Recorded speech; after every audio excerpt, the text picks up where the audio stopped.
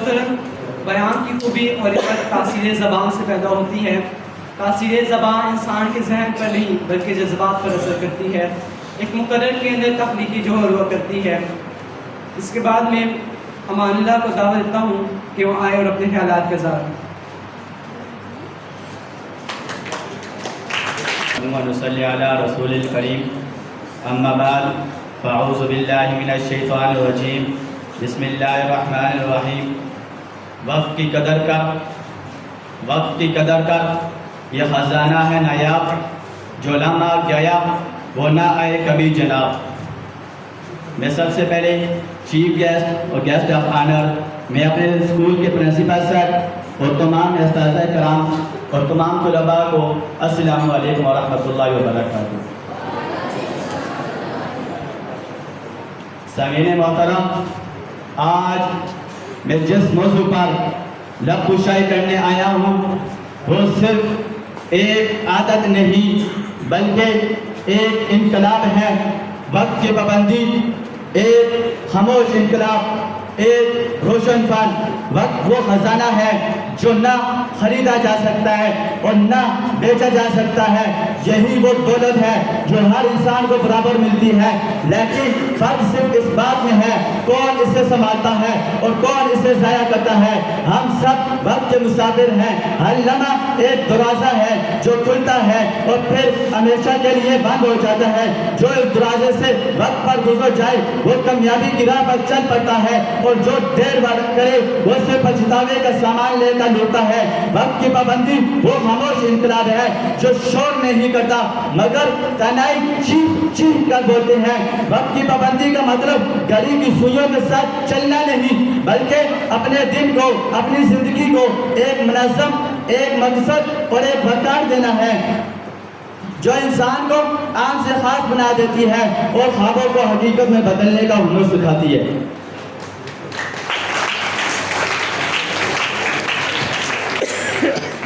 अजीज दोस्तों, जब हम वक्त की पाबंदी करते हैं तो हम सिर्फ अपने दिन को मुनज़्ज़म नहीं करते बल्कि हम अपने किरदार को तराशते हैं। वक्त की पाबंदी वो आईना है जिसमें एक कामयाब इंसान की साफ तस्वीर नज़र आती है। वक्त वो उस्ताद है जो इम्तिहान पहले लेता है, सबक बाद में देता है। आज दुनिया के अजीम तरीन लोग, चाहे वो साइंसदान हो, लीडर हो, फनकार हो, सबकी कामयाबी का पहला राज यही है वक्त की कदर। नेपोलियन वक्त पर हमला न कर सका और हार गया। इकबाल वक्त के लम्हों को पहचानता था, इसलिए वक्त से आगे का शायर बन गया। शायर ने क्या खूब कहा, न जागे जो कौम वक्त के इशारे पर, न जागे जो कौम वक्त के इशारे पर, वो रहती है सदियों गुलामी के सहारे पर। अजीज तलबा, आज अगर हम तलबा वक्त की कदर करें तो कल ये वक्त हमें दुनिया के सबसे बड़े मकाम पर पहुंचा सकता है। याद रखो, जो वक्त पर नहीं आता वक्त भी उसे बुला देता है और जो वक्त की कदर याद करता है वक्त उसे खुद याद रखता है। हाज़िरीन महफिल, वक्त की पाबंदी एक आदत नहीं, एक तर्ज ज़िंदगी है। ये वो चराग है जो अंधेरों में रोशनी देता है और वो कश्ती है जो ज़िंदगी के तूफानों से निकालती है। वक्त की पाबंदी वो किताब है जिसके हर सफ़े पर कामयाबी की तारीख छपी हुई है। जनाबे वाला, आखिर में मैं सिर्फ इतना कहूँगा, वक्त की पाबंदी करो क्योंकि वक्त तुम्हारी ज़िंदगी का वो सफ़ा है जिस पर तुम अपनी कहानी लिखते हो। और याद रखो, कामयाब वही होता है जो वक्त के साथ चलता है, ना कि वक्त के पीछे भागता है। वक्त की पाबंदी करो क्योंकि यही वो लम्हा है जो तुम्हें तारीख में जिंदा कर सकता है।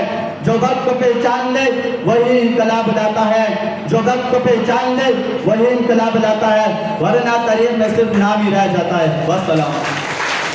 तू रहीम है, एजाज़ सबसे अजीम है, नहीं कोई तुझसा दूसरा, तू खबीर है, तू अलीम है।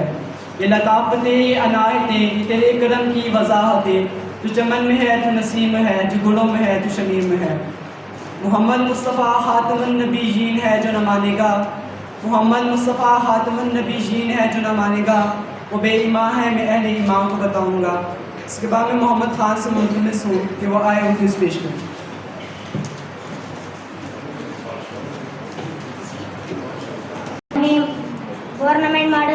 स्कूल हवेलियाँ के इस खूबसूरत अब्दुल-सत्तार इतिहास से तमाम नाज़रीन और हाज़रीन को अस्सलामु अलैकुम।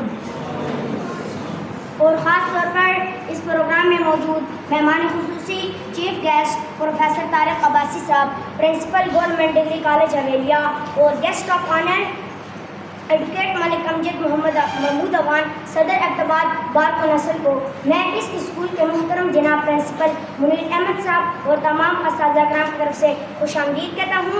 मैं मोहम्मद खान और मेरे साथी मुबीन अब्बासी और उबैदुल्लाह हम आपके लिए लाए हैं स्पेशल क्विज़ की तरतीब कुछ यूँ होगी कि मैं सवालात पूछूंगा, जो भी जवाब देना चाहे हाथ बुलंद करे। मेरा साथी आपकी तरफ माइक लेके आएगा और आपका जवाब रिकॉर्ड किया जाएगा, फिर आपको इनाम मिलेगा। क्विज़ की तरफ बढ़ते हैं। माइक हाथ से रखिए, माइक हाथ से रखिए। मेरे क्विज़ का अनवान मौजू खत्म नबूत है। मेरा पहला सवाल है, पाकिस्तान में कब खत्म नबूत के मुनकरीन को काफिर करार दिया गया है? जी आप जवाब दीजिए।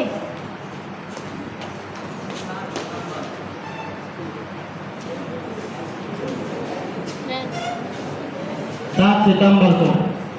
जी आपका जवाब बिल्कुल दुरुस्त है। मैं मजीद तफसील के लिए जवाब को दोहरा देता हूँ। पाकिस्तान में कादियानियों या खत्म नबूत के मुनकरीन को 7 सितंबर 1974 को काफिर करार दिया गया है।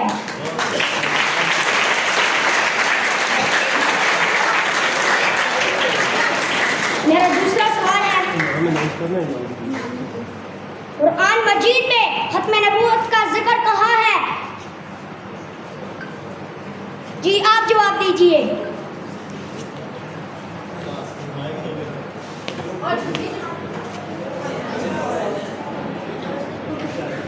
सूरह अल-अहज़ाब आयत नंबर 40। जी आपका जवाब बिल्कुल दुरुस्त है। मजीद तफसील के लिए मैं जवाब को दोहरा देता हूँ। सूरह अल-अहज़ाब की आयत नंबर 40 में जहाँ हज़रत मोहम्मद सल्लल्लाहु अलैहि वसल्लम के मुताल्लिक़ खातिमुन नबिय्यीन का लफ्ज़ आया। मेरा तीसरा सवाल है, हदीस नबवी सल्लल्लाहु अलैहि वसल्लम में नबी करीम सल्लल्लाहु अलैहि वसल्लम ने खत्म नबूवत के बारे में क्या इरशाद फरमाया? जी आप जवाब दीजिए।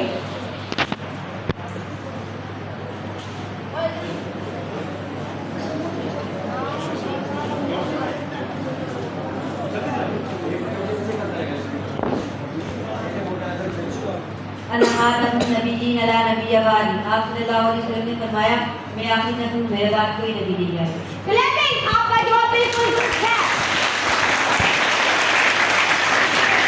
मज़ीद तफसील के लिए मैं जवाब को दोहरा देता हूँ।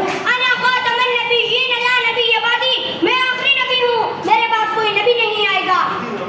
मेरा चौथा सवाल है, खत्म नबूवत के मुनकर को क्या कहा जाता है? जी आप जवाब दीजिए।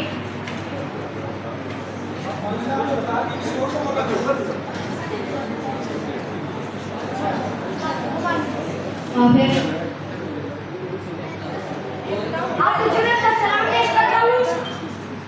आपका जवाब दुरुस्त नहीं है। मैं अब भी दुरुस्त जवाब की तलाश में हूँ।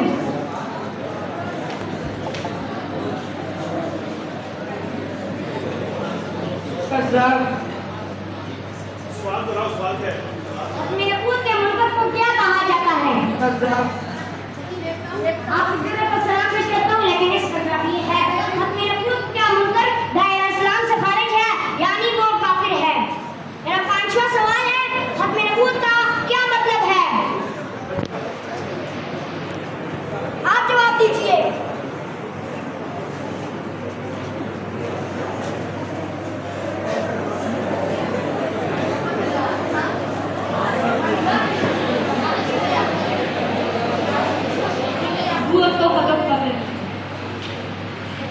ये आपकी आवाज नहीं है, दोबारा जवाब दीजिए। नबूवत को खत्म कर देने वाला। आपकी जुर्रत को सलाम पेश करता हूँ, लेकिन इसका जवाब ये नहीं है। आप सल्लल्लाहु अलैहि वसल्लम काफी नबी हैं, इनके बाद कोई नबी नहीं आएगा। जी क्लैपिंग, आपका जवाब बिल्कुल दुरुस्त है। मज़ीद तफसील के लिए मैं जवाब को दोहरा देता हूँ। इसका मतलब है कि हज़रत मोहम्मद सल्लल्लाहु अलैहि वसल्लम को आखिरी नबी मानना, यानी हज़रत मोहम्मद सल्लल्लाहु अलैहि वसल्लम के बाद कोई नबी नहीं आएगा। मेरा छठा सवाल है, नबूवत के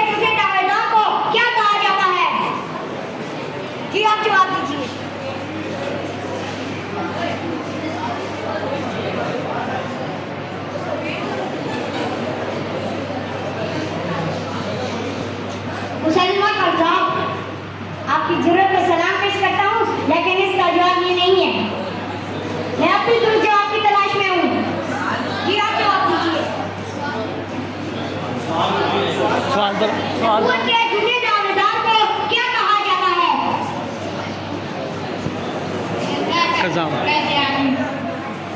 आपकी जरूरत का सलाम पेश करता हूँ, लेकिन इसका जवाब ये नहीं है। इसका जवाब है काफिर या मुर्तद। मेरा सातवां सवाल है, वो कौन से सहाबी हैं जिन्होंने झूठे नबियों के खिलाफ जंग लड़ी?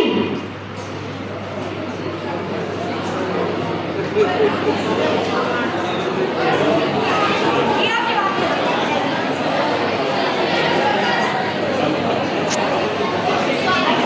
हज़रत अली।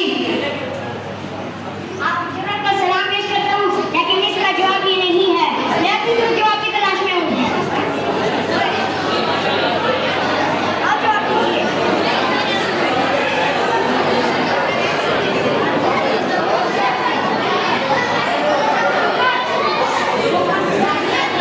वो कौन से खलीफा है जिनकी खिलाफत में झूठे नबी के खिलाफ जंग लड़ी गई? हज़रत अबू बकर सिद्दीक़ रज़ी अल्लाह ताला अन्हु। आपकी जरूरत है। लेकिन आपका जवाब बिल्कुल दुरुस्त है। जी, आपका जवाब हज़रत अबू बकर सिद्दीक़ खलीफा है जिनकी खिलाफत में झूठे नबी के खिलाफ जंग लड़ी गई थी। मेरा आठवां सवाल है। मेरा आठवां और आखिरी सवाल है, क्या हज़रत ईसा अलैहिस्सलाम की आमद सानी दोबारा आना अक़ीदत खत्म नबूवत के मुनाफी है? क्या हज़रत ईसा अलैहिस्सलाम की आमद सानी दोबारा आना खत्म नबूवत के? सवाल इस तरह है कि हज़रत ईसा अलैहिस्सलाम दोबारा आएंगे, तो जब उनका नज़ूल होना है या आमद है, तो ये ख़त्म नबूवत इसको कैसे हम कहेंगे कि वो फिर वो नबी बनकर आएंगे या क्या होगा? इसका सवाल इस तरह है। जी, जो जवाब देना चाहते हैं, जी कौन जवाब देगा? जी, बहुत ज़बरदस्ती माशाल्लाह आपका जवाब दोस्तों इस पर नाम दिया जाए कि हज़रत ईसा अलैहिस्सलाम का जो दोबारा आना है वो हज़रत मोहम्मद सल्लल्लाहु अलैहि वसल्लम के उम्मती बनकर आएंगे, न कि उस वक्त वो नबी की हैसियत से आएंगे। बहुत ज़बरदस्त ये सिलसिला जो क्विज़ का था, मोहम्मद खान ने बड़े ज़बरदस्त तरीके से आपके सामने पेश किया। मैं इस पर वाजिद साहब को वाजिद तस्लीम पेश करता हूँ कि उन्होंने इस बच्चे की तैयारी में हेल्प की। वाजिद साहब के लिए भी और मोहम्मद खान के लिए ज़बरदस्त क्लैपिंग का